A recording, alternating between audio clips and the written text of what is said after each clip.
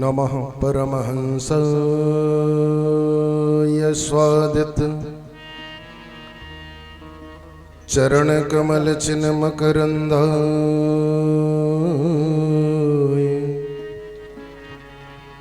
भक्त जनमानस निवासाय श्री रामचंद्र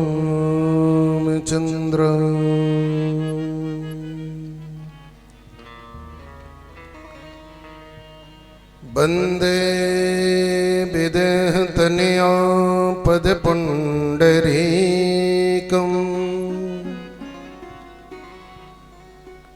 कैशोरशौरभसमोहितयोगचित्तम् हन्तुं त्रितापमनिशं मुनिहंससेव्यम् सन्मानसार परपीत परागपुञ्जम् वसुदेवसुतं देवं कंसचाणूरमर्दनं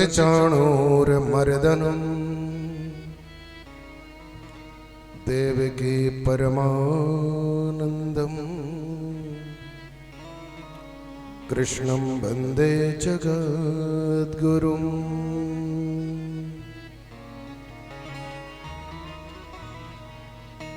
शारदा शारदाम्भोज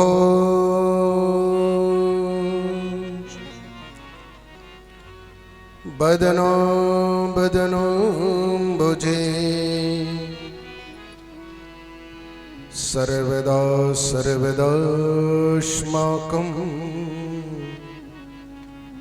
सन्निधिं सन्निधिं क्रिया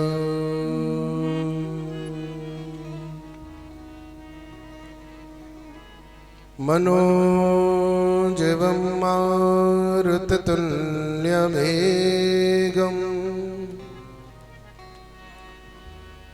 जितेन्द्रियं बुद्धिमतां वरिष्ठम् वातात्मजं वानरयोद्धमुख्यम् श्रीरामदूतं शरणं प्रपद्ये।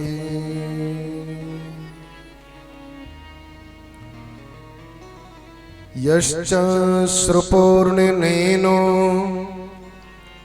ननु भावयुक्तः सीतापतेशचरितं प्रथयाञ्चकार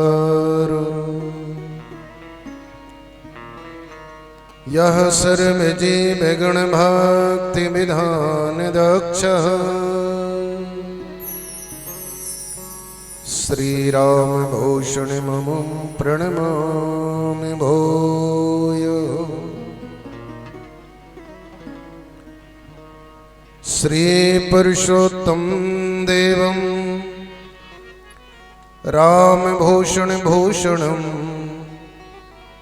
श्रीरामप्रियदासं च सद्गुरून् प्रणमाम्यहम्। श्रीसीतानाथसमारम्भाम् श्रीरामानन्दार्यमध्यमाम् अस्मदाचार्यपर्यन्तां वन्दे श्रीगुरुपरम्पराम्।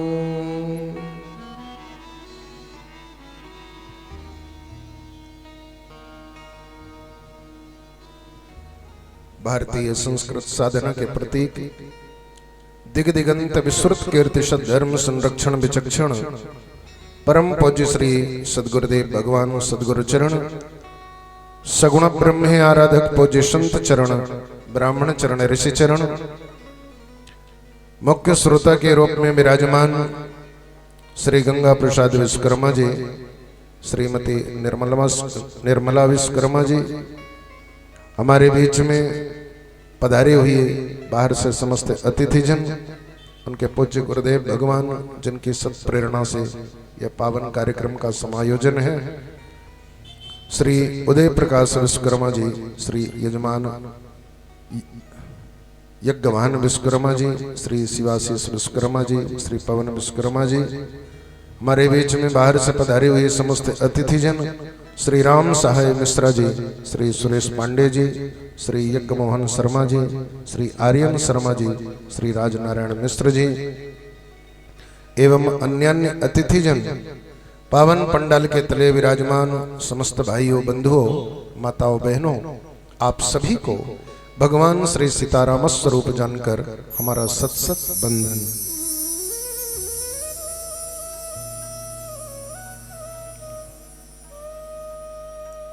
आइए अपनी मन वाणी चित्त को पावन करने के लिए 2 मिनट हरि नाम संकीर्तन करते हैं।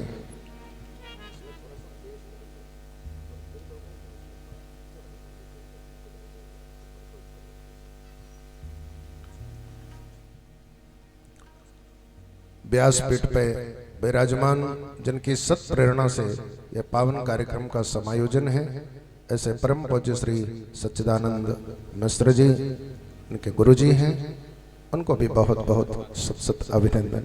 आइए अपनी मन वाणी को पवित्र करने के लिए भगवान का पवित्र नाम उच्चारण करें। जय राधा माधव, जय कुंज बिहारी,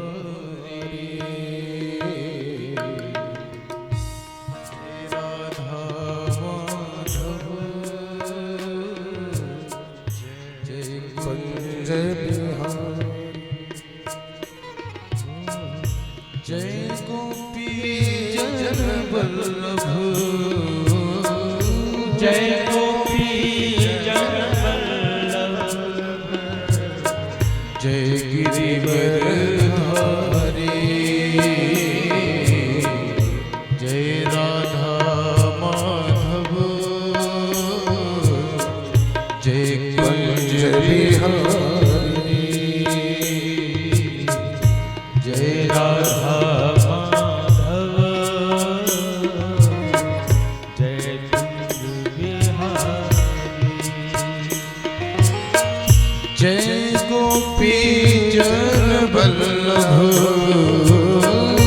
जय गोपी जन वल्लभ, जय गोपी जन वल्लभ, जय गिरिवरधारी, जय राधा माधव, जय कुंज बिहारी, जय राधा माधव, जय कुंज बिहारी। जय हो। दोनों हाथ उठाकर तालियों की सेवा देते हुए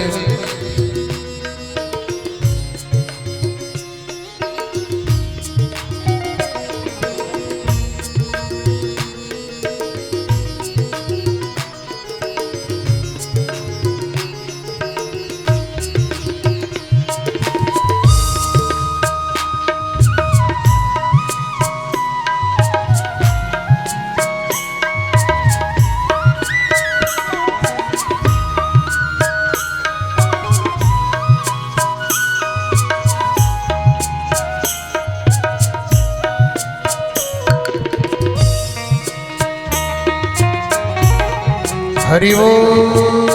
जय। बड़े मस्ती के साथ झूमते हुए दोनों हाथ उठाकर तालियों की सेवा दें।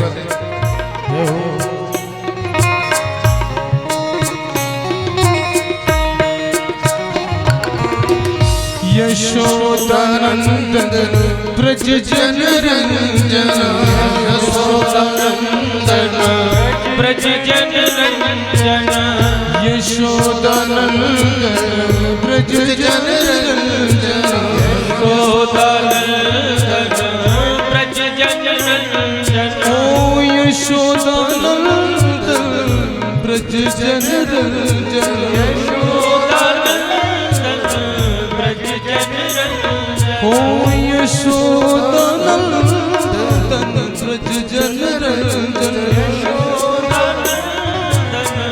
ब्रज जन रंजन जमुना तीर बलचारी जय कुंज बिहारी जय राधा माधव जय कुंज बिहारी जय राधा माधव जय कुंज बिहारी जय हो।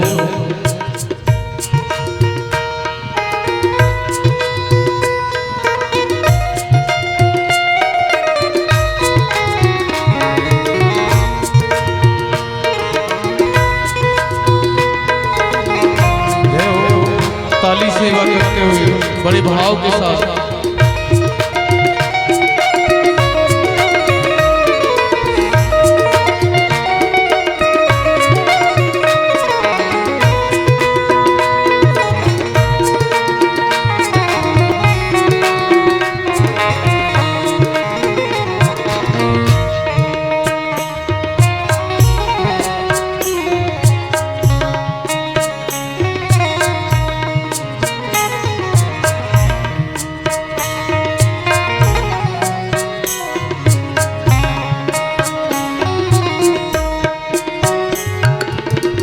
मुरली मनोहर करुणा सागर मुरली मनोहर करुणा सागर मुरली मनोहर करुणा सागर मुरली मनोहर करुणा सागर मुरली मनोहर जय हो सागर मुरली मनोहर करुणा सागर मुरली मनोहर करुणा सागर मुरली मनोहर करुणा सागर जय गोवर्धन धारी जय कुंज बिहारी जय राधा माधव जय कुंज बिहारी जय राधा माधव जय कुंज बिहारी ओ जय गोपी जन बल्लभ जय गोपी जन वल्लभ ओ जय गोपी जन बल्लभ जय गिरिवरधारी जय राधा माधव जय कुंज बिहारी जय राधा जय कुंज बिहारी हरे कृष्णा कृष्णा कृष्णा हरे हरे हरे कृष्णा हरे कृष्णा कृष्णा कृष्णा हरे हरे हरे राम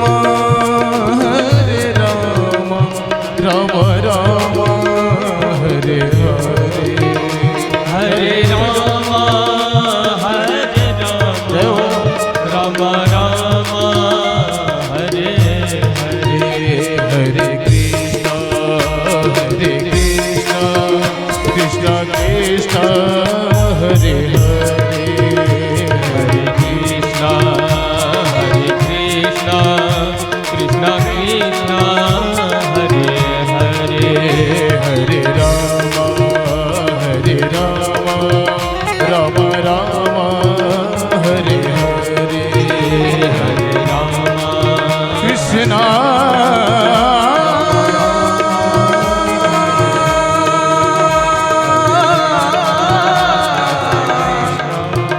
कृष्णा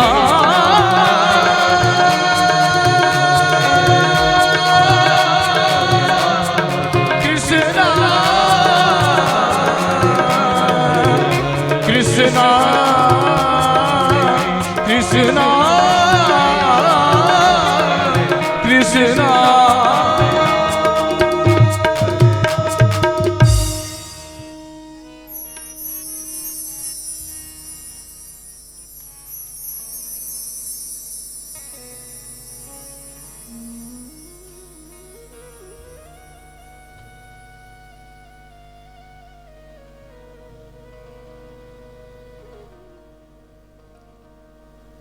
बोलिए श्री सीताराम जी महाराज की जय हो बांके बिहारी भगवान की जय राधा रानी सरकार की जय श्री हनुमान जी महाराज की जय श्री सद्गुरुदेव भगवान की जय श्रीमद् भागवत महापुराण की जय वेद व्यास भगवान की जय श्री सुखदेव जी महाराज की जय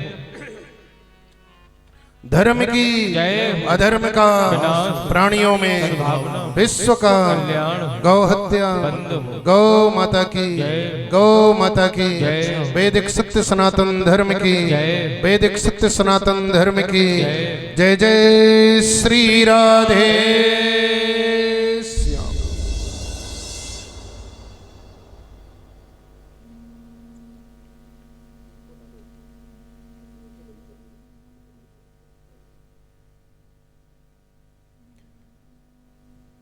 सच्चिदानंद रूपाय विश्वोत्पत्त्यादि हेतवे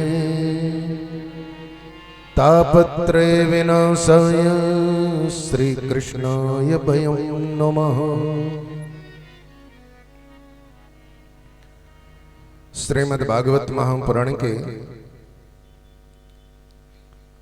यद्यपि कलश यात्रा का शुभारंभ तो कल ही हुआ, तो भागवत की कथा का शुभारंभ कल से आज द्वितीय दिवस है, लेकिन मंच में आपके बीच में हम प्रथम दिवस आए हैं, तो कल की कथा भी और आज की कथा दोनों सुनाएंगे।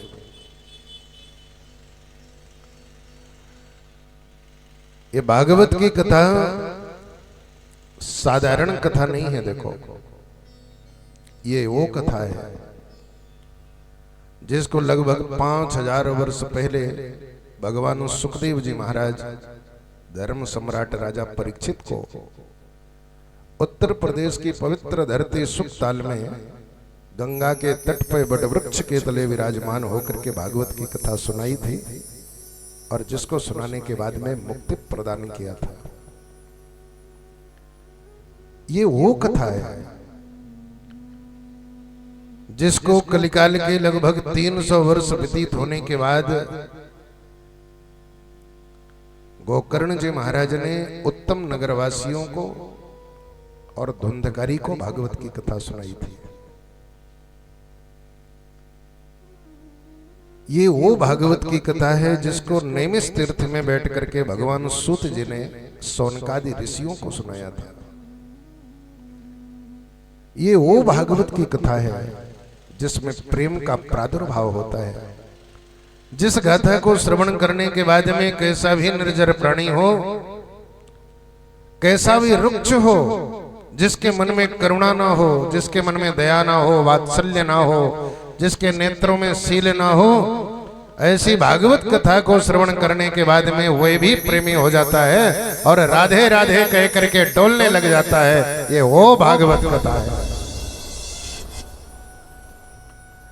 भाग्योदेन बहुजन्म समर्जितन सत्संगमम चलते पुरुषो यदा वही। जब व्यक्ति के जन्म जन्मांतर के पुण्य एक साथ उदय होते हैं तो भागवत की कथा सुनने का सौभाग्य बनता है। ये कोई पोथी नहीं है, ये कोई साधारण पुस्तक नहीं है, स्टोरी नहीं है, कोई ऐसी एक मूवी नहीं है, कोई सीरियल नहीं है जिसे देखा इस कान से सुना इस कान से निकाल दिया। ये वो भागवत की कथा है। अगर एक बार बड़े दत्त चित्त भाव से भागवत की कथा श्रवण कर ले तो स्वयं राधा रानी आकर के हृदय में विराजमान हो जाती हैं और भगवान की कृपा प्राप्त हो जाती है। ते इनेयम भांगमयी मूर्ति, भगवान श्यामा श्याम जो का यह विग्रह स्वरूप, यह राधा माधव का विग्रह स्वरूप भागवत महापुराण है। जो एक बार भी सुन ले उसके जीवन में दया का प्रवेश हो जाता है, दया वात्सल्य का जन्म हो जाता है।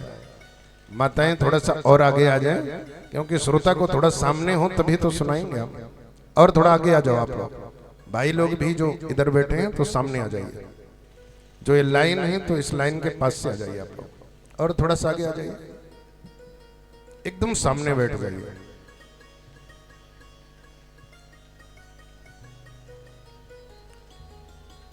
भगवान सूत जी महाराज सोनकादि ऋषियों के सहित नेमिष तीर्थ में विराजमान हैं। भगवान सूत जी के चरणों में प्रणाम करके सौनक जी ने प्रश्न पूछा, महाराज मंदासु मंद मतेह मंद भाग्या ह्युपत्रता, ये संसार में ऐसे कलिकाल में प्राणियों का जन्म होगा जो मात्र खाना पीना सोना इसके अलावा कोई भी चिंतन नहीं कर पाएंगे। धर्मोद्धार के लिए, आत्मचिंतन करने के लिए ब्रह्म विद्या का कभी भी इनके मन में चिंतन भी नहीं होगा। ऐसे कलिकाल के मनुष्यों को तरने का उपाय क्या है? भगवान सूत जी महाराज कहने लगे, हे सौनक, कलिकाल के प्राणी जब स्वार्थ पारंगत हो जाएंगे, मात्र खाने पीने में ही अपने जीवन को व्यतीत करने लगेंगे, ऐसे काल में केवल एक भागवत की ही ऐसी गाथा है जिसको श्रवण कर लेने के बाद में व्यक्ति के जीवन में धर्म का प्राकट्य होगा और वो प्राणी गोविंद का चिंतन करता हुआ, राधा रानी का चिंतन करता हुआ अपने जीवन का उद्धार करेगा। ये वही गाथा है जिसको कुछ दिनों पहले मेरे पूज्य गुरुदेव भगवान श्री सुखदेव जी महाराज ने गंगा के तट पर राजा परीक्षित को सुनाया था। सूत जी के चरणों में प्रणाम किया सौनक जी ने। महाराज आखिर इसमें क्या है? अरे शिव पुराण को देखो तो शिव की महिमा, विष्णु पुराण को तो विष्णु की महिमा, कौरम पुराण को कौरम की महिमा, नारद पुराण को नारद की महिमा। महाराज भागवत में क्या है? कहा भागवत में ऐसी कोई चीज है ही नहीं जो न हो, सब कुछ है। अरे भागवत के चारों वर्ण ही मानो सारे धर्म का उपदेश दे रहे हैं। भागवत में 4 वर्ण हैं, मानो धर्म, अर्थ, काम और मोक्ष, मानो ऋग्वेद, यजुर्वेद, अथर्ववेद और सामवेद हैं। या कि भक्ति, ज्ञान, वैराग्य, परम तत्व की प्राप्ति का नाम ही भागवत है। पहला वर्ण है भकार। भकार का मतलब ही है भकारो भक्ति दाता चा, जिसको श्रवण कर लेने के बाद में, जिसको सुनने के बाद में आत्मसात हो जाए, जिसको सुनने के बाद, श्रवण के बाद में भक्ति का प्रादुर्भाव हो जाए। भक्ति माने प्रेम। देखो इस दुनिया में सब कुछ मिलना आसान है। सुत दाराय लक्ष्मी पापियों के घर होए, संत समागम हरि कथा तुलसी दुर्लभ दोय। इस संसार में 2 ही चीजें दुर्लभ हैं, एक तो संत का समागम और हरि की गाथा। पैसे बनाना, रुपए धन इकट्ठा करना, प्रॉपर्टी बनाना, मकान बनाना, बैंक बैलेंस करना, परिवार बढ़ाना, ये तो कुत्ते बिल्ली भी करते हैं, ये कोई बड़ी उपलब्धि नहीं है। संत समागम हरि कथा, गोविंद की कृपा प्राप्त हो जाए, गोविंद की गाथा प्राप्त हो जाए, संत के चरणारविंद गृह में पहुंच जाए, ये समझ लेना भगवान की कृपा हो गई है।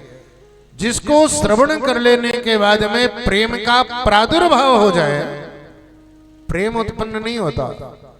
थोड़ा सा पद मिल जाए, थोड़ी सी प्रतिष्ठा बढ़ जाए तो हमारी सहजता समाप्त हो जाती है, हमारी सरलता खत्म हो जाती है, सरल चित्त सरल भाव सब खत्म हो जाते हैं। भकारो भक्ति दाता चा, जिसको श्रवण कर लेने के बाद भक्ति का प्रादुर्भाव हो जाए, ऐसी महागाथा का नाम भागवत कथा है।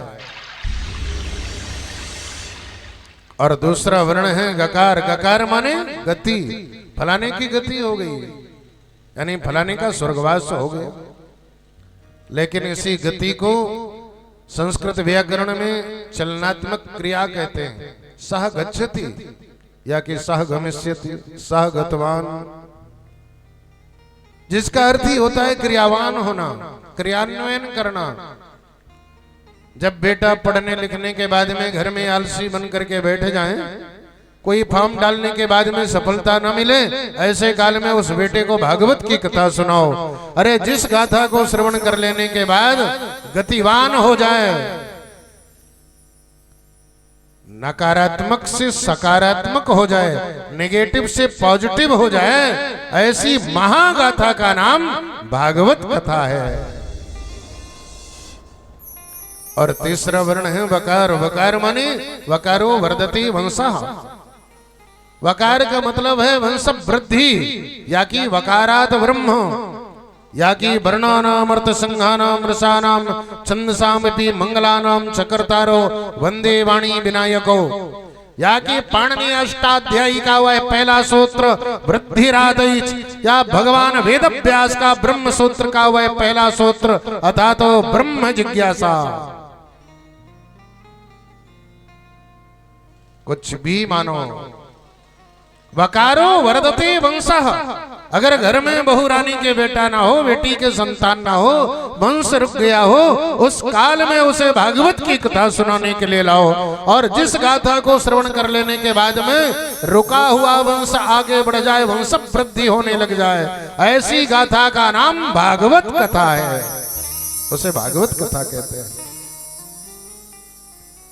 और चौथा वर्ण है तकार। तकार माने तकारत तत्व प्रदाह, जिसको श्रवण कर लेने के बाद में मनोतियां पूर्ण हो जाएं, मनोवांछित फल की प्राप्ति हो जाए, जिसको श्रवण कर लेने के बाद में जीवन में कैसी आकांक्षा हो, वो आकांक्षाओं की पूर्ति हो जाए। किसी दरबार में, किसी मंदिर में, किसी छप्पे लगाने के लिए न जाना पड़े, कहीं नारियल ना रखनी पड़े। अरे जिसको श्रवण कर लेने के बाद मनोवांछित फल की प्राप्ति होवे, ऐसी महागाथा का नाम भागवत कथा है। सूत जी कहने लगे, हे सौनक, भागवत की कथा सुनने से सब कुछ मिल जाता है। महाराज किसी को मिला है या कि कहने की बात है? काम मिला है। अत्र ते कीर्तिस्यामि, अभी मैं तुम्हें एक पुरातन इतिहास सुनाता हूं, ध्यान पूर्वक सुनो। हे सौनक, उत्तम नदी उत्तम नाम का नगर एक तुंगभद्रा नदी नाम के किनारे बसा हुआ था। उसमें एक पंडित जी रहते थे। पंडित जी का नाम आत्मदेव ब्राह्मण। आत्मदेव जी की धर्म पत्नी श्रीमती धुंधली देवी, दोनों दंपति अपने घर में बड़े आनंद पूर्वक जीवन व्यतीत कर रहे थे। चारों तरफ पंडित जी महाराज के पौरोहित्य कर्म की चर्चा, पौरोहिताई, चारों तरफ गांव लगे हुए हैं। इन गांवों में जाकर के पांडित्य कर्म कर रहे हैं। पंडित जी महाराज के घर में धन की कमी नहीं है, प्रतिष्ठा की कमी नहीं है, जीवन में केवल एक ही कमी है कि संतान नहीं है। पंडित जी के संतान नहीं हुई सो दुखी हो गए। अनेक प्रकार से पूजा पाठ करी, जाप किया, ध्यान लगाया, लेकिन कोई भी लाभ नहीं हुआ। अब जब लाभ नहीं हुआ सो मन में सोचा कि आत्महत्या जाके कर लूं मैं। तत्काल गृहम त्यक्त्वा वनम गतः, तत्काल घर को छोड़ा और वन के लिए पंडित जी महाराज प्रस्थान कर गए। और जैसे ही आगे गए तो गर्मी का महीना, पसीना चल रहा था, आम का बगीचा, उसी बगीचे के तले बैठ गए। सामने सरोवर है, सो पानी का छींटा मारा। पंडित जी महाराज बैठे थे, उसी काल में एक संत का आगमन हो गया। ये बंद नहीं हो सकता क्या? ये बंद नहीं हो सकता?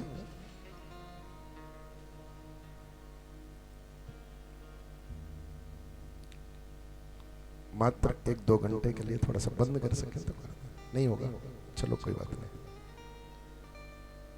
अगर बंद नहीं हो तो कोई बात नहीं, बंद हो जाए आसान से तो ठीक है, परेशान मत होइए।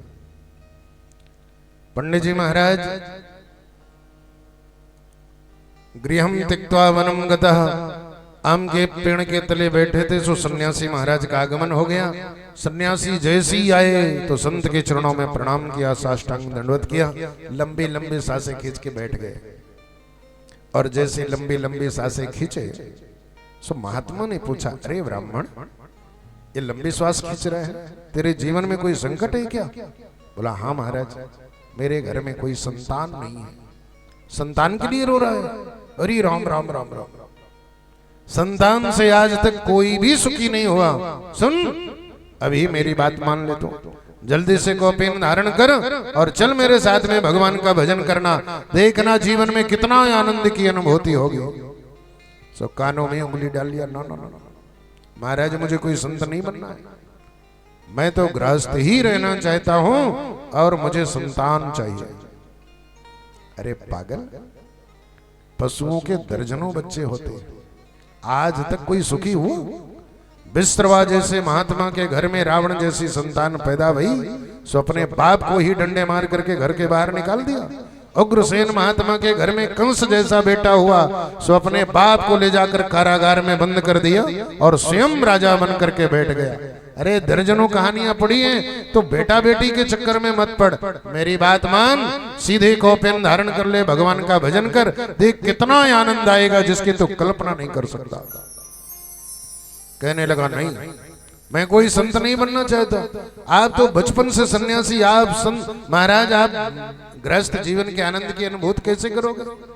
अरे जिस समय छोटा सा बच्चा गोद में आए, दाढ़ी मूंछ छीले सीधे सीने से चिपक जाए, उस आनंद अनुभूति की तो आप परिकल्पना भी नहीं कर सकते हैं। महाराज मुझे आपसे बेटा चाहिए। संत कहने लगे मांग तो ऐसे रहा है जैसे मैंने झोली में डाला और निकाल के दे दूं, ले ले बच्चा। अरे पागल, ये संसार के मुंह में कहां पड़ रहा है?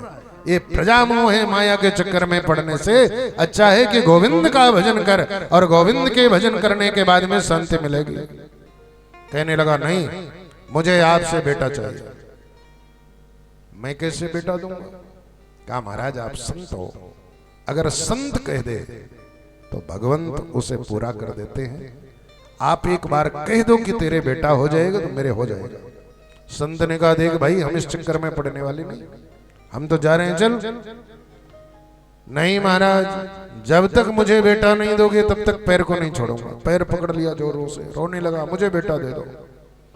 संत को दया लगी, सुकासल सामने बैठा तो ललाट की ओर देखा। संत ने ललाट को देखा तो कहने लगी हरि राम राम राम राम। तो बेटा के लिए रो रहा है? तेरे ललाट की रेखा कह रही है सप्ताह जन्मावधि पुत्र नहीं बचा, नहीं बचा, नहीं बचा। 7 जन्म तक तेरे घर में कोई बेटा बेटी नहीं होंगे। और जैसे ही कहा कि बेटा बेटी नहीं होंगे, सो माथा पटक पटक करके चिल्लाने रोने लगा। अरे महाराज, मैं तो इसी जन्म के लिए रो रहा था, आपने तो मेरा 7 गुना दुख और बढ़ा दिया, मैं अब मर जाऊंगा। और जैसे ही माथा पटका तो महात्मा की धड़कन तेज हो गई। अरे भैया मैं चला जाऊं फिर मरना? नहीं नहीं, तुम्हारे सामने ही मरूंगा और तुम्हें ब्रह्म हत्या लगेगी। अब महात्मा जी और घबराए, हे भगवान कहां चले जा रहे थे, इसके चक्कर में पड़ गए। अरे देख भाई, ब्रह्म आत्महत्या करेगा, आत्महत्या करने के बाद में तेरी दुर्गति हो जाएगी। कहा चाहे जो जाए महाराज, लेकिन तुम्हारे सामने ही मरूंगा। और जैसे मरने का संकल्प करने लगे, महात्मा को दया लगी, सो झोली में हाथ डाला, एक फल पड़ा था सो अभिमंत्रित किया और कहा ये ब्राह्मण देवता ये ले, अपनी देवी जी को ले जाके खिला देना। अगर गोविंद ने चाहिए तो तेरे घर में संतान होगी। बड़ा खुश हो गया। ये दुनिया स्वार्थी है ना, जैसे स्वार्थ की सिद्धि होवे तो सब कुछ करने के लिए तैयार है। बेचारी गईयों को डंडे मार मार भगाए देते हैं और भैंसी के शरीर में शैम्पू लगाते हैं। क्यों? स्वार्थ की सिद्धि है। तो हमारी जहां स्वार्थ की सिद्धि होगी वहीं जाएंगे हम, वही सब कुछ करेंगे। सब पंडित जी महाराज ने सन्यासी के बार बार पैर पकड़ने चालू किए, परिक्रमा लगाया। मैं जानता था बड़े दयालु हो आप, सीधे भागता भागता आया, धुंधली जल्दी बाहर आओ, जल्दी बाहर आओ। अब हड़बड़ा करके देवी जी बाहर निकले। काहे को गला फाड़ रहे हो? देख तेरे लिए क्या लाया हो। सीधे हाथ में रखा, जल्दी खा ले। गला तो ऐसे फाड़ रहे थे जैसे नौलखा हार लाए हो। ये फल नहीं खाया, खा लो तुम्हें। आत्मदेव जी कहने लगे भाग्यवान ऐसा वैसा फल नहीं है, बहुत बड़े सिद्ध महात्मा ने फल दिया है, तो जल्दी से खा ले। तुझे पता है हमारे घर में संतान होगी। अच्छा, तुम्हारी मति मारी गई है, फल खाने से बेटा बेटी होवे? बोला महाराज बहुत सिद्ध बाबा ने फल दिया है। अब पंडित जी कहने लगे तो कहीं सुनो, मैंने अभी नहाया नहीं है, सो नहा लूं, फल खाए लूंगे, तुम जाओ। अब पंडित जी महाराज गांव में दरवाजा खटखटाए, सुनो हमारे घर में बेटा होगा, सिद्ध बाबा ने फल दिया है। बताते बताते घूम रहे हैं। धुंधली देहली में खड़ी फल को लेकर सोच रही है भगवान क्या करूं। तब तक एक पड़ोसन आ गई। क्या सोच रही है तू? सारा हाल समाचार सुनाया कि मेरे पंडित जी की बुद्धि खराब हो गई है, कह रहे हैं फल खा ले तो बेटा हो जाएगा। अब तू ही सोच, फल खावे तो बेटा होवे?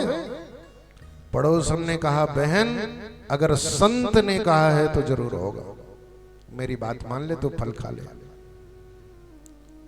पड़ोसन की बात सुनी तो कहने लगी यही तो समस्या है। मान लो मैंने फल खा लिया, और अगर गर्भ हो गया तो बहुत बड़ी समस्या में गिर जाऊंगा मैं। क्या होगा? कहा बहन, इस दुनिया में मेरी मति से पूछो तो सबसे ज्यादा दुखी नारी वही है जिसके बेटा बेटी है। इस दुनिया में सबसे सुखी नारी वो है जिसके कोई संतान नहीं है। अरे बच्चे को जन्म दो, उसकी टट्टी पेशाब उठाओ, बड़ा करो, और जैसे बड़ा हो जाए तो डंडा मार के घर के बाहर निकाल दे। नहीं नहीं नहीं, मैं कोई बेटा बेटी नहीं चाहते। पड़ोसन ने समझाया, स्त्री का सौंदर्य तो पुत्र के जन्म के बाद ही होता है। मेरी बात मान ले तो इसे खा ले। गांव की स्त्रियां क्या क्या नहीं कहती तेरे लिए। अब तू कह रही है तो मैं खा ले रही हूं, लेकिन एक समस्या है। मान ले मेरा पेट बड़ा हो गया, उसको दौड़ नहीं पाऊंगी मैं, घर का काम कैसे करूंगा? दौड़ नहीं पाएगी। तुझे कौन सी दौड़ में भाग लेनी है? कहा गांव में आग लगेगी तो भागना नहीं पड़ेगा, सब तो भाग के खड़े हो जाएंगे, मैं जिंदा जल के मर जाऊंगा। कोई गांव में आग लेने वाली नहीं, तो जल्दी से खा ले। घर का काम कौन करेगा? पड़ोसन ने कहा अपनी ननद को बुला लेना, घर का सारा काम कराना, और जैसे ही बच्चा हो जाए सो नेंग में थोड़ा सा दे दियो। अरे बहन, मेरी ननद एक नंबर की चुट्टी, अगर रक्षाबंधन में आ जाए तो सुई उठा लेके ले जाए, चम्मच ना बचे। ऐसी दुष्ट को कबू ना बुलाऊं मैं। अच्छा तो तू नौकर रख लेना। हाँ ये बात तेरी ठीक है, मैं नौकर रख लूंगी। एक समस्या और है, मैंने सुना है बच्चे का जन्म में कभी कभी बच्चा टेढ़ा हो जाए। मान लो अगर मेरे साथ ऐसा हो गया तब तो जिंदा में मर गई। 12 साल तक सुखदेव जी अपनी मां के कोख से नहीं निकले। पड़ोसन कहने लगी, अब सुन, तेरी जो मर्जी पड़े सो कर, अब मैं जा रही हूं, मेरे घर में काम है, और चली गई। धुंधली खड़ी वही सोच रही है। तब तक उसकी छोटी बहन उसी गांव में ब्याही थी। बड़ी बहन को देखा तो बच्चों को लेकर के 5 बच्चे बाहर, एक बच्चा कोख में, सो चली आ रही है, जिनके तन में कपड़े नहीं है, खाने के लिए नहीं है। ऐसा विधाता का खेल है, जहां खाने के लिए है वहां खाने वाले नहीं है, और जहां खाने वाले हैं वहां खाने के लिए नहीं है। बच्चों के तन में कपड़े नहीं। छोटी बहन आ गई, क्या सोच रही है? कहा देख पंडित जी की मती मारी गई, कह रहे फल खा ले, बेटा हो जाएगा। अब उसकी छोटी बहन तो चाहती ही थी कि इसके बच्चा ना हो। अगर इसके बच्चा नहीं हुआ तो इसकी सारी प्रॉपर्टी मेरी हो जाएगी, मेरे बच्चा को गोद में ले लेगी। छोटी बहन ने कहा सुन, बिल्कुल फल नहीं खाना। सुन नहीं रही आजकल कैसे बाबा जोगी घूम रहे हैं, कौन कौन जादू टोना कर दे, तंत्र मंत्र कर दे, कोई बाबा जी की वाणी में सच्चाई नहीं है। सुन, तेरे घर में गैया है ना, उसने भी तो बच्चे को जन्म नहीं दिया। इस फल को ले जाके गैया को खिला दे तो पता चल जाएगा बाबा जी की वाणी में कितनी सच्चाई है। और अगर तेरे जीजा जी ने पूछा तो बहन मेरी कोख में बच्चा है, जैसी जन्म होगा चुपचाप आधी रात में मैं तुझे लाके दे दूंगी, इसी बच्चे को तू कह देना मेरा बेटा है, उसके बदले में मुझे थोड़ा सा धन दे देना, मैं अपने पति को समझा लूंगी। छोटी बहन की बात धुंधली को अच्छी लगी, और जैसे ही अच्छी लगी कहने लगी वाह बहन, मेरी कितनी बड़ी समस्या तूने चुटकी में सुलझा दी। एकदम खुश हो गई, अंदर घर के अंदर बैठ गई, कहने लगी पति से मुझे बड़ा लाभ हो रहा है। कालांतर में जैसे ही छोटी बहन के बेटा हुआ सो चुपचाप ला करके दे दिया, उसी को धुंधली ने बता दिया मेरा बेटा है, मैंने इसे जन्म दिया है। पंडित जी महाराज ने बड़ी खुशियां मनाई, नगाड़े बजाए, बधावे बजाए, दान लौटाया, बड़ा उत्सव मनाया। कालांतर में जिस गाय को फल खिलाया उस गाय की कोख से भी बेटे का जन्म हुआ, और जैसे ही बेटे का जन्म हुआ तो निवेदन करूं बेटे के जन्म के बाद में आज तो गांव के लोगों की भीड़ लग गई कि पंडित जी महाराज की गैया भी आज बच्चे को जन्म दे रही है। अब बड़े खुश हो गए। दोनों के नामकरण की बारी आई सो धुंधली खड़ी हो गई, मेरे बच्चे का नाम मैं करूंगा। पंडित जी महाराज ने कर ले। धुंधली ने कहा मेरा नाम धुंधली है तो मेरे बेटे का नाम धुंधकारी होगा। पंडित जी ने कहा अच्छी बात है, जिस बेटे का जन्म गाय की कोख से हुआ है इसके कान गाय जैसे हैं, इसलिए गोकर्ण रखा है। बोलिए गोकर्ण जी महाराज की जय। दोनों बड़े भाई, एक विख्यात एक कुख्यात, एक के गांव में जाने के बाद में घरों के दरवाजे बंद हो जाएं, और एक के जाने के बाद में घरों में बुला करके चरणामृत ले। दोनों ने ख्यातियां अर्जित करी। धुंधकारी थी महाखला, धुंधकारी इतना खल हो गया कि छोटे छोटे बच्चों को ले जाकर के कुएं में डाल देवे, गौशालाओं में जाकर के आग लगा देवे। अगर कोई पूजा पाठ कर रहा है तो उसके पूजा पाठ में विघ्न डाल देवे, कचरे फेंक देवे। एक दिन कई लोग चले आए और कई लोग आने के बाद में आज गोकर्ण जी महाराज के पिताजी से, आत्मदेव जी से शिकायत करी। अरे आत्मदेव, तूने इसके जैसे राक्षस बेटा पैदा किया है, तेरा बेटा रावण है, हमारा जीना हराम कर दिया है। अब सारे लोग एक साथ शिकायत करने लगे, सो आत्मदेव जी रोने लगे। और जैसे ही आत्मदेव जी रोए सो गोकर्ण जी महाराज आ गया। पिताजी किसके लिए रो रहे हो, किसके लिए रो रहे हो? जिसे तुम अपना बेटा समझ रहे हो वो तुम्हारा कोई बेटा नहीं है। अरे पिताजी, इस संसार में कोई किसी का नहीं होता है, यह माया का संसार है, ये तो आडंबर चल रहा है। कोई किसी का बेटा बन जाता है, कोई किसी का भाई बन जाता है, मरने के बाद में वो आत्मा फिर से जन्म लेता है, दूसरे का बेटा बन जाता है, दूसरे का भाई बन जाता है। अगर चिंतन ही करना है तो अन्यस्य दोषज्ञ चिंतन मांस मुक्त्वा, दूसरे की बुराई का परित्याग करके गोविंद का चिंतन करो। इस संसार में गोविंद ही सर्वश्रेष्ठ है। गोकर्ण जी महाराज आज अपने पिताजी को उपदेश दे रहे हैं। जगत प्रीत मत करियो रे मनवा, जगत प्रीत मत करियो हो, जगत प्रीत मत करियो रे मनवा, जगत प्रीत मत करियो हो, हरिवादा से डरियो हो मनवा, हरिवादा से डरियो रे मनवा, जगत प्रीत मत करियो हो, जगत प्रीत मत करियो रे मनवा, जगत प्रीत मत करियो।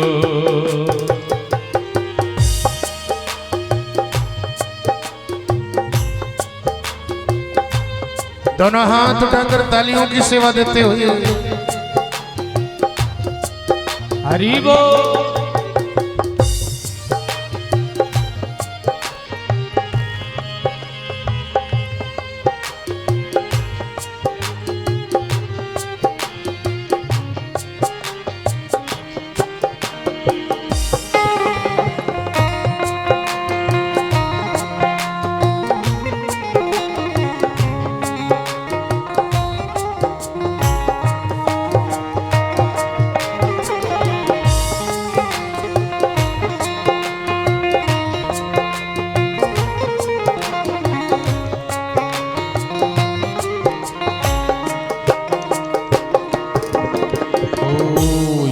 जग तो माया की छाया, ये जग तो माया की छाया, झूठी माया झूठी काया, झूठी माया झूठी काया,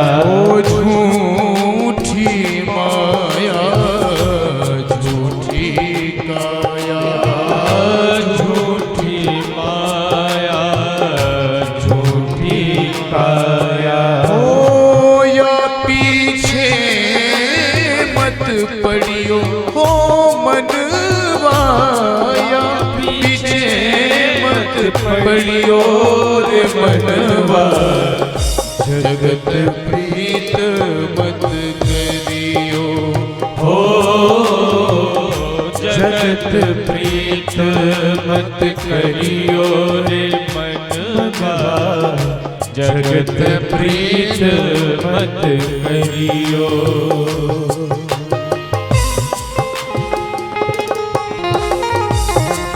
हरि बोल। जय। ताली सेवा करते हुए बड़े भाव के साथ जय हो।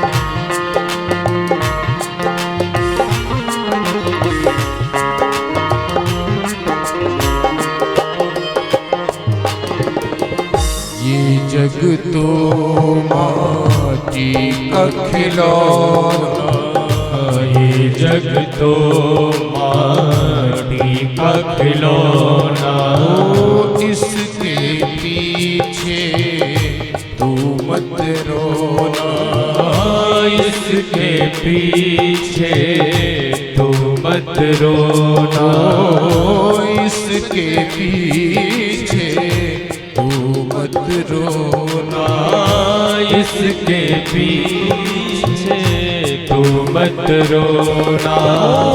गुरु चरणन चित धरियो रे मनवा, गुरु चरणन चित धरियो रे मनवा, जगत प्रीत मत करियो हो, जगत प्रीत मत करियो रे मनवा, जगत प्रीत मत करियो।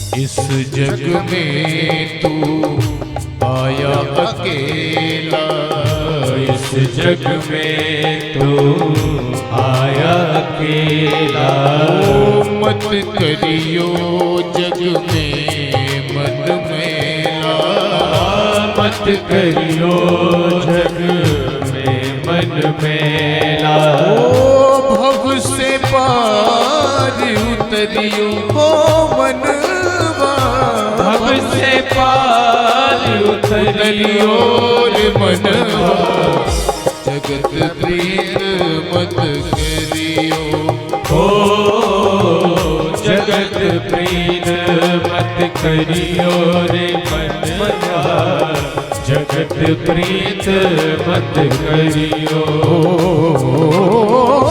हरि व्यादा से डरियो हो मनवा, हरि व्यादा से डरियो रे मनवा, जगत प्रीत मत करियो हो, जगत प्रीत मत करियो रे मनवा, जगत प्रीत मत करियो, जगत प्रीत मत करियो रे मनवा, जगत प्रीत मत करियो, जगत प्रीत मत, जगत प्रीत मत करियो। गोकर्ण जी महाराज अपने पिताजी को ही समझा बैठे, पिताजी कहाँ माया के चक्कर में पड़े हो, जगत प्रीत मत करियो, प्रेम करना है तो ईश्वर से प्रेम करो, धर्मम भजस्व सततम, धर्म का चिंतन करो। धर्म क्या है? रामो विग्रहवान धर्म, राम ही तो धर्म है। श्री कृष्ण ही धर्म है। जिसने राम कृष्ण का चिंतन कर लिया है, राधा रानी का चिंतन कर लिया, उसकी वृत्ति संसार की ओर नहीं जाती है, उसका बेड़ा पार हो जाता है। गोकर्ण जी महाराज ने पिताजी को समझाया तो आत्मदेव जी कहने लगे, बेटा ये जो तू कह रहा है ना, आज के कई साल पहले किसी सन्यासी ने यही बात मुझसे कही थी, तब समझ में नहीं आई। अब तू मुझे बता करना क्या है। गोकर्ण जी महाराज कहने लगे, पिताजी संसार को छोड़ो और जंगल में एकांत में चले जाओ, जहां तुम्हारा कोई अपना ना हो, ऐसी जगह पे भगवान का जाके चिंतन करो। भगवान के चरणों में अपने आप एक आकार हो जाएगा, एक वृत्ति हो जाएगी। गोकर्ण जी महाराज के कहने से पिताजी चले गए और जैसे गए तो जाने के पश्चात में निवेदन करूं, गोकर्ण जी महाराज भी तीर्थ यात्रा में निकल गए। घर में अकेली माँ और धुंधकारी। एक दिन धुंधकारी आ गया और कहने लगा, बताओ पिताजी ने धन छुपाकर कहां रखा है। माँ ने कहा, बेटा मेरे पास में कोई धन नहीं है। बार बार पूछने लगा लेकिन नहीं बताया, सो तप्पड़ मारना चालू किया, डंडे उठा लिया, पीटना चालू कर दिया। माँ ने सीधी चूड़ियां उतारी, कान के झुमके निकाले और कहा, बेटा ये ले, बस इतना ही धन है। कहने लगा, सुन, अगर कल तूने मुझे धन नहीं बताया तो इसी घर में चूल्हे में तेरी चिता जला दूंगा मैं। एकदम धमकी दे करके चला गया शहर। धुंधली ने सोचा ये तो मुझे मार ही डालेगा, इससे अच्छा है मैं खुद मर जाऊं। जाकर के शरीर से पत्थर बांधा और पीछे कुएं में गिर करके प्राणांत कर दिया।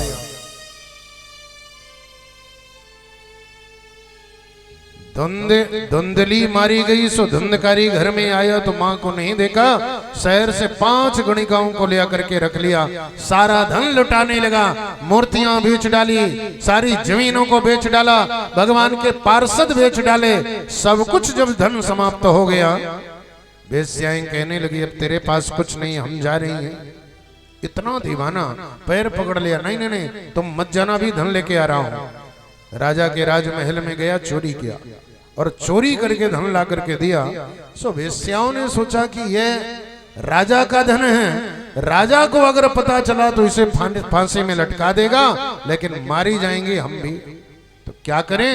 सारी वेश्याओं ने मुख में कपड़े भर दिया और इतनी डंडे से पिटाई किया, इतनी पिटाई किया कि चमड़े निकल गए, लेकिन प्राणांत नहीं हुआ। सो जलते हुए अंगारे ले आकर सीधे मुख में डाल दिए और जैसे मुख में डाले सो छटपटा करके अपने प्राणांत कर दिया। गोकर्ण जी महाराज को पता चला कि मेरे भाई का स्वर्गवास हुआ है। सो तीर्थों में है, तीर्थों में जाकर के तिलांजलि दे रहे हैं। गया जी पहुंचे तो गया जी ने श्राद्ध किया और गया श्राद्ध करने के पश्चात पुनः जब वापस आए, उसी घर में जहां पे एक चहल पहल थी, माता पिता के रहने के बाद में घर का सौंदर्य अद्भुत था, आज उसी वीरान घर में आए तो लेटे, सो सामने देखा कि एक काला काला भैंसा खड़ा हो गया। थोड़ी देर में भेड़ का बच्चा बन गया, थोड़ी देर में आंधी, कभी चिंगारियां बरसाने लगता। गोकर्ण जी महाराज कहने लगे, कस्तुम, अरे कौन है भाई तू, मेरे घर में क्या कर रहा है। भूत प्रेत पिशाच यक्ष गंधर्व किन्नर, आखिर है कौन तू। हाथ जोड़ करके रोने लगा, गुनगुनाने लगा।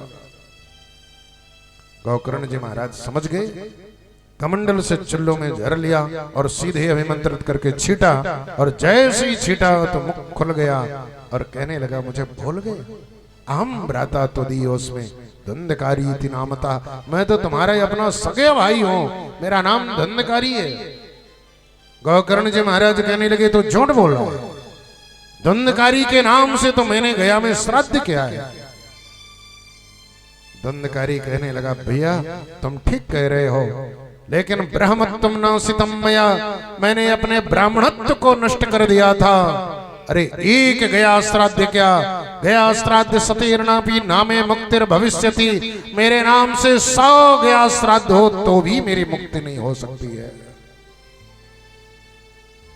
गोकर्ण जी महाराज कहने लगे, ठीक है तुम जाओ, कल हम तुम्हारे लिए कोई ना कोई प्रयास करेंगे। गांव वालों को पता चला कि गोकर्ण जी महाराज पधारे हैं, सो हजारों की भीड़ लग गई। गोकर्ण जी महाराज के चरणों में नमन किया। रात की घटना को गोकर्ण जी ने बताया गांव वालों को, और सभी के सामने एक प्रश्न, जिसकी 100 गया श्राद्ध से मुक्ति नहीं, ऐसे प्राणी के मुक्ति का उपाय बताइए। बड़े बड़े कर्मकांडी, बड़े बड़े धर्मनिष्ठ, वेद वेदांत के जानकार, मीमांसा शास्त्र को जानने वाले, लेकिन किसी ने भी कुछ नहीं बताया कि मुक्ति कैसे मिलेगी। गोकर्ण जी महाराज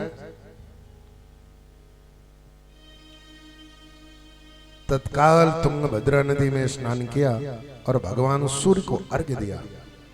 अर्घ्य देने के बाद में निवेदन करने लगे, हे भगवान भास्कर, आप ही मेरे गुरु हैं, आप बताइए कि जिसकी 100 गया श्राद्ध से मुक्ति नहीं, ऐसे प्राणी के मुक्ति का साधन क्या है। गोकर्ण जी महाराज के सामने आकाशवाणी हुई, श्रीमद् भागवतान मुक्ति सप्ताह वाचनम कुरु। श्रीमद् भागवत के द्वारा मुक्ति होगी गोकर्ण, मैं तुम्हें वचन देता हूं, सप्ताह ज्ञान यज्ञ करो। तत्काल आए, रात्रि में सारी तैयारियां कर लिया, और तैयारी करने के बाद में जैसे ही प्रातः काल शुभारंभ किया, कहने लगे धुंधकारी आओ, तुम्हारे लिए मैं भागवत कथा का शुभारंभ कर रहा हूं, आकर के बैठ जाओ। और जैसे धुंधकारी आया, सो हवा के झोंकों से कोसों दूर चला गया। पार्थिव शरीर नहीं है। सामने एक 7 गांठ वाला बांस देखा, उसी के गांठ में नीचे जाके बैठ गया। पहले दिन की कथा समापन भई, बड़ा भयानक शब्द हुआ, और जैसे ही भयानक शब्द हुआ सारे लोग डर गए। गोकर्ण जी महाराज कहने लगे, डरने की बात नहीं है, ये धुंधकारी की पहली ग्रंथि टूटी है, इसी तरह से दूसरी, तीसरी, चौथी, पांचवी, छठी, सप्तम ग्रंथ का भेदन करके आज धुंधकारी निवेदन करो, चतुर्भुज रूप धारण करके सामने खड़ा हुआ है। बोलिए भागवत भगवान की जय।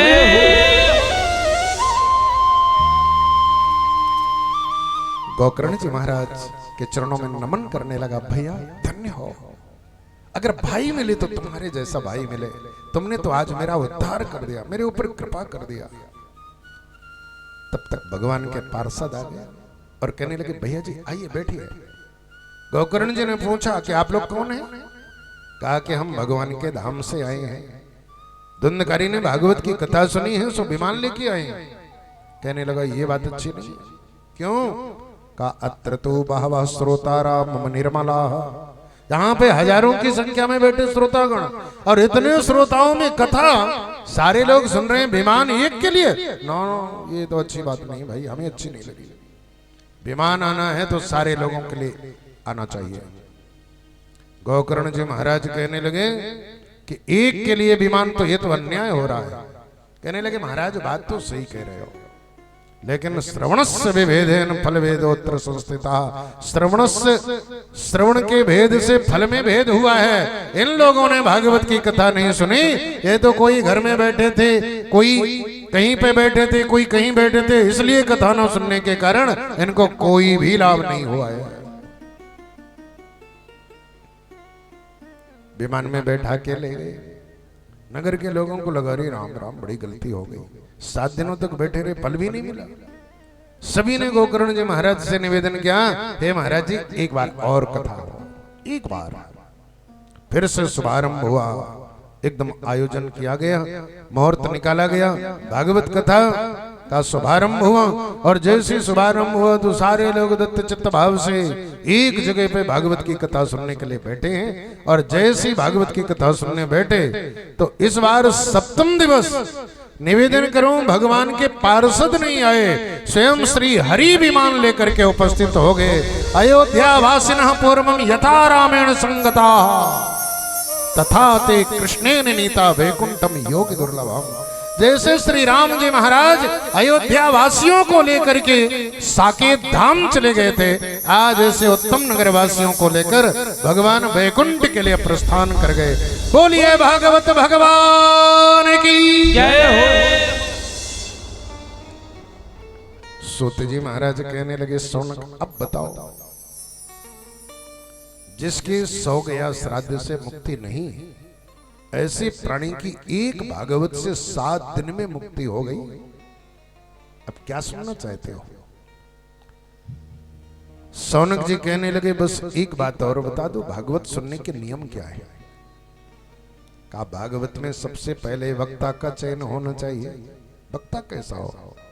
धर्म शास्त्र का जानकार, भगवत चरणारविंद में अनुराग करने वाला, शास्त्र वेत्ता, संशयच्छेता, संशय का छेदन करने वाला होना चाहिए। ऐसा वक्ता अगर मिले तो ऐसे वक्ता का वर्ण करना चाहिए। और श्रोता कैसा हो? श्रोता नित्य प्रति गोविंद का चिंतन करने वाला, धर्म शास्त्र की जिज्ञासा करने वाला, भगवान चरणानुरागी, भगवत चरणानुरागी श्रोता, मिथ्या भाषण करने वाला ना हो, दंभाचरण करने वाला ना हो, आडंबर करने वाला ना हो। ऐसे श्रोता को दत्त चित्त भाव से निराहार रह करके कथा सुनना चाहिए। 7 दिनों तक निराहार। सौनक जी कहने लगे महाराज प्राण निकल जाएंगे। विश्वकर्मा जी कहेंगे कथा सुनाने आए हो, प्राण लेने आए हो? ये हमसे कथा नहीं सुन पाएंगे हम। तो कहा अगर 7 दिनों तक निराहार नहीं रह सकते तो घृतपानम, घी पी करके रहो। महाराज कलिकाल में डॉक्टर ने पहले ही मना कर दिया घी नहीं पीना, नहीं एकदम सीधे बीपी हाई हो जाएगी। तो क्या करना चाहिए? कहा पया पानी। अगर घी नहीं पी सकते तो दूध पी के रहो। महाराज चाय के लिए दूध मिलना कठिन है, इतना दूध कहां से आएगा? तो कहा फलाहार करके रहो। महाराज कलयुग में फलाहार भी बहुत कठिन है। कहा अगर फलाहार नहीं कर सकते तो भोजनम तु वरम मन्ये, भोजन करना सर्वश्रेष्ठ है। परंतु कथा श्रवण कार्यक्रम, कथा में मन लग जाए तो ऐसा ना हो कि हम भोजन करें और सीधे कर्राटे लगा जाए। सूत जी महाराज कहने लगे हे सौनक, अगर इस भाव से भागवत की कथा सुनी है तो 7 दिनों में इसका फल निश्चित मिलेगा, इसकी हमारी गारंटी है।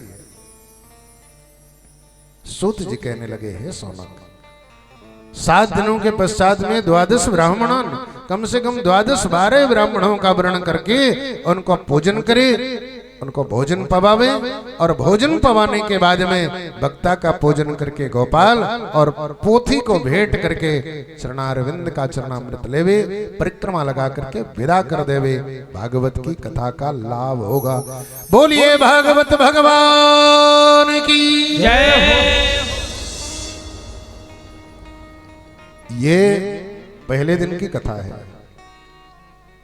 आइए हम दूसरे दिन की कथा में शुभारंभ करते हैं, लेकिन उसके पहले 2 क्षण संकीर्तन, इसके बाद में हम आगे चले। जय राधे राधे राधे गोविंद राधे, जय राधे राधे राधे गोविंद राधे, जय राधे राधे राधे गोविंद राधे, जय राधे राधे राधे गोविंद राधे, गोविंद राधे गोपाल राधे, गोविंद राधे गोपाल राधे, गोविंद राधे गोपाल राधे, गोविंद राधे गोपाल राधे, जय राधे राधे राधे गोविंद राधे, जय राधे राधे राधे गोविंद राधे।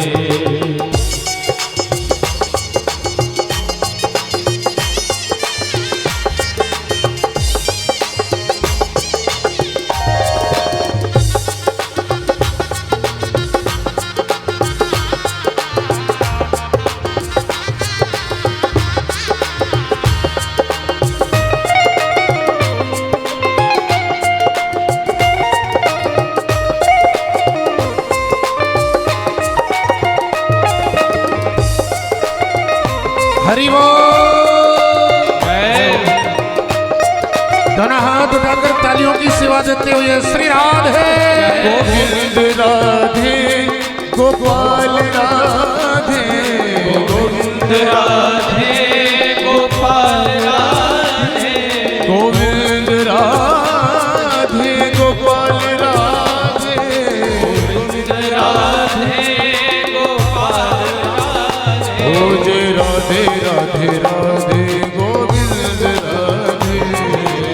राधे राधे राधे गोविंद राधे। ओ जय राधे राधे राधे गोविंद राधे। जय राधे राधे राधे गोविंद राधे। गोविंद राधे गोपाल राधे गोविंद राधे